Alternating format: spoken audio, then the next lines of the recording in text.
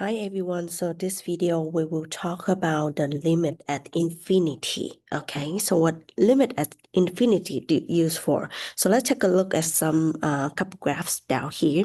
So I have the parabola graph y equal x squared, right? So if I want to consider, what is the limit at x in go to getting really large? So limit of x approaching to positive infinity of the x squared. If my x value is getting really large, right, keep growing, then what is my y value? Isn't that my y value is also getting really large? So for example, if my x is 10, then my limit, that would be 100, right? My y is 100, and if my x is 100 and my y is 10,000. Okay, so if my x's keep growing to infinite large, then my y is also growing to infinite large. So this will have the behavior, the end behavior. We call this the end behavior of the graph. And behavior. So when x approaching to really large, the end behavior of the graph is also getting really large. Okay, so we say limit of x approaching infinity, x squared is infinity. And similarly, if the x approaching to really small, which is x approaching to negative infinity, x squared, what happened to that?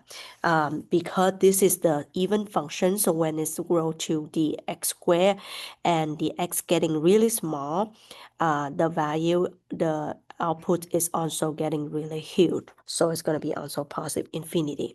So we say the end behavior of this graph when x approaching to positive infinity is infinity, positive infinity, and the negative infinity is also positive infinity.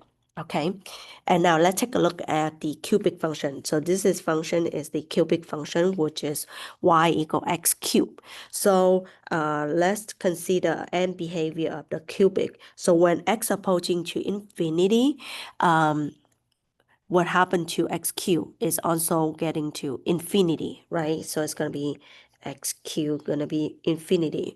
But which one is going to grow faster?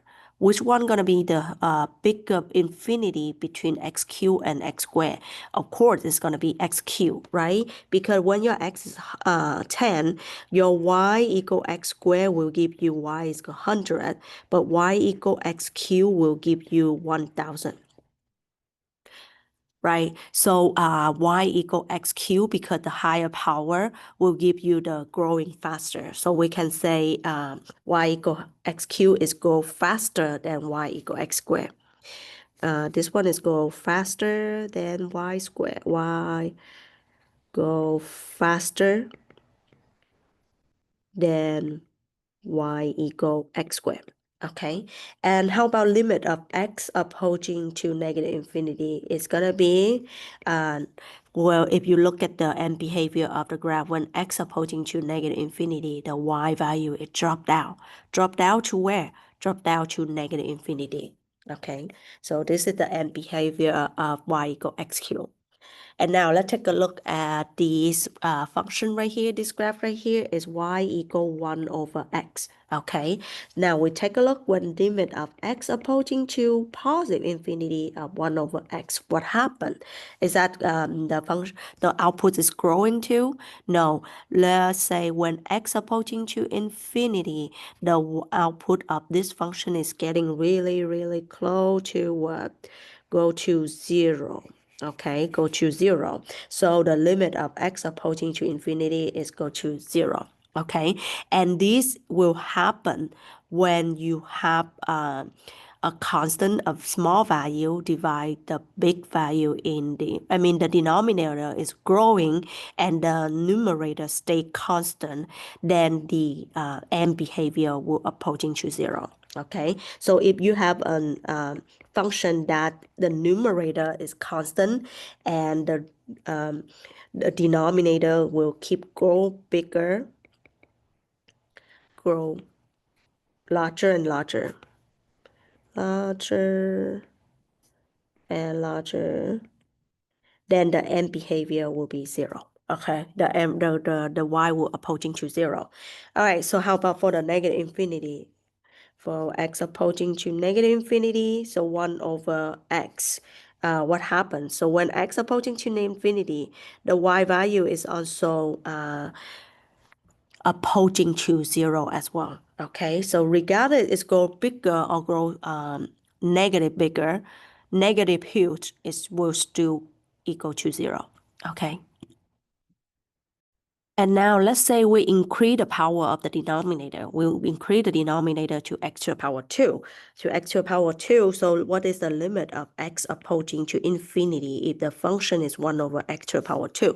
Okay, so the numerator stay constant, but the denominator is keep getting huge, huge, and huge.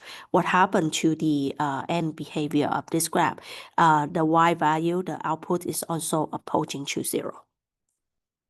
And for limit of x approaching to negative infinity, what happened for x squared? So same thing, it's gonna be when the denominator getting when x approaching to negative infinity, the denominator is also getting huge, right? So a constant divide huge number is also 0. So the idea is if you have a limit of x approaching to infinity, and you have a constant divide a huge number, then you're gonna have the limit will be 0, approaching to 0. Now, what about exponential function? For exponential function, I have f of x equal 2 to the power x. When x approaching to infinity, what happened? When x approaching to positive infinity of 2 to the power x, we can see from the graph, the y value is keep growing, right? So it means the end behavior will be infinity. And when limit of x approaching to negative infinity for 2 to the power x, that's going to be different, right? So it's going to be go to the left side. When x approaching to negative infinity, the y value, it dropped down to y equal to 0. So limit of x approaching to negative infinity will be 0. Now let's see a different one. So for example, if I have this graph, this is, I don't know what is the function, but when you have the, and let's take a look at the end behavior. When I want to see what happened when x, limit of x approaching to infinity of that function. So, okay, by looking at the graph, so this function is look like when my x is getting bigger, bigger, bigger, and bigger, my y value is keep touching only the line y equal 4, right? The line y equal 4. So we say the limit of x approaching to infinity is equal to 4. Similarly, on the other side, when my x approaching to negative infinity on the left side, the y value is keep approaching 4 only. So the limit of x approaching to negative infinity, f of x is equal to negative 4. Okay, so those are the end behavior of the graph, and then you can see it's also important to know that what happened at the end of your graph, right? So when you have the limit of x approaching to positive infinity or negative infinity, and the y value is will be continue growing without bound or dropping without bound. So this one is the end behavior of the graph. But there's also some of the graph when x is increasing, growing to infinity or growing to negative infinity, the end behavior of the graph is approaching a certain value. Okay, so like this, we call this type of graph have the horizontal asymptote, and that horizontal asymptote is where y equal to 0. Horizontal asymptote is y equal to 0. Okay, and similarly to this one, I have the horizontal asymptote as y equals 0. And this one, I also have the horizontal asymptote is y equal to 0, because on the left side of the limit, you have y approaching to 0 when x getting negative infinity. And the last one, I have the horizontal asymptote. Oh, I say negative 4. This is wrong. This is positive 4. Okay, it's approaching to 4. So when this is and the horizontal asymptote is also y equal 4.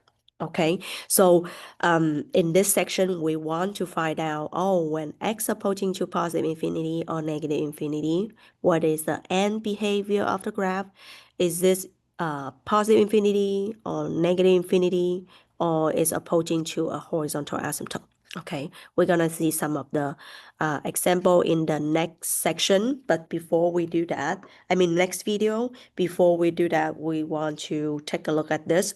So if you have a polynomial function, okay, we're gonna look to the largest term where your value will getting huge. Okay, but if you have a rational function, then you may have a horizontal asymptote or the exponential function. So depend